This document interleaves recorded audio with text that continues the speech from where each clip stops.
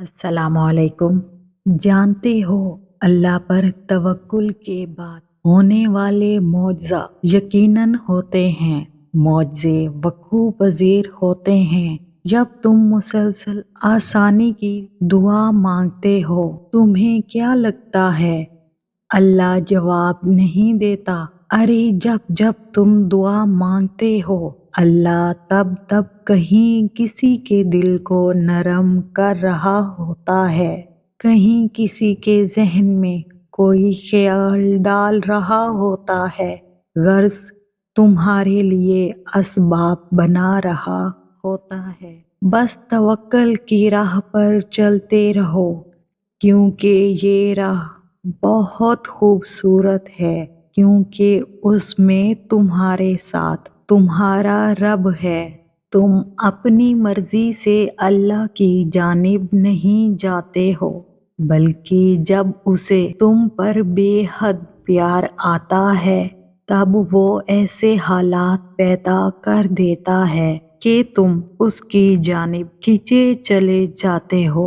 जो लोग अल्लाह पर तवक्कल करते हैं और तक़वे की राह इख्तियार करते हैं, अल्लाह पाक खुद उनके लिए रास्ते बना देते हैं और ऐसे असबाब पैदा फरमाते हैं जो बंदों के वहमो गुमान में भी नहीं होते। बेशक अल्लाह रब्बुल आलमीन मुसब्बिबुल असबाब और बेहद मेहरबान है। हो सकता है यही कबूलियत की घड़ी हो और तुम्हें वो सब मिल जाए जिसे पाकर तुम खुश हो जाओ। एक बार फिर हिम्मत करके उससे मांग लो, वो देने पर कादिर है, वो तुम्हें ज़रूर अता करेगा।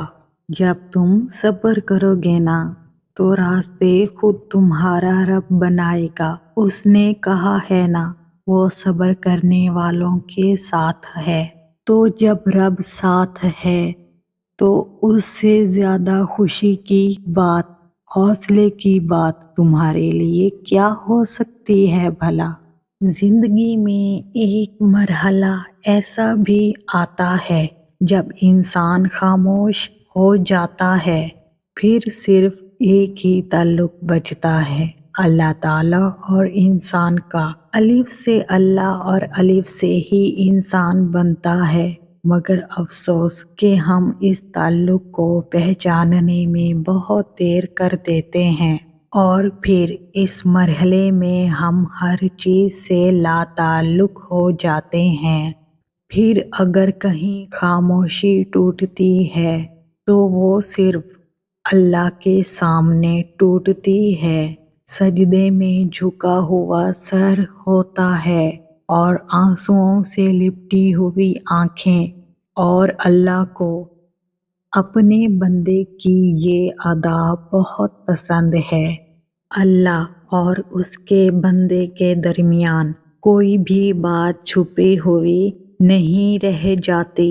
अल्लाह अपने बंदे का हर राज पोशीदा रखता है। अगर इंसानों के साथ ये राज बांटे जाएं, तो कोई भी किसी के सामने आने के काबिल नहीं रहे। ये अल्लाह ही तो वो वाहिद हस्ती है जो हमारी इज़्ज़त रखे हुए है। अल्लाह ही है जिसने हमारे सारे ऐबों पर पर्दा डाला हुआ है।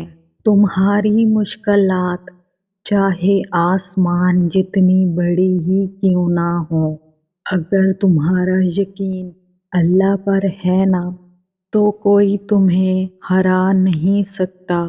वो फरमाता है, ये नाउम्मीदी के वसवसे तुम्हें तबाह कर देंगे।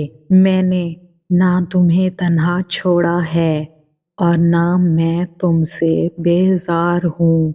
सब्र करो, देखना अल्लाह अपनी मदद वहाँ से भेजेगा जहाँ तुम अपनी हिम्मत हार कर लौट आए थे।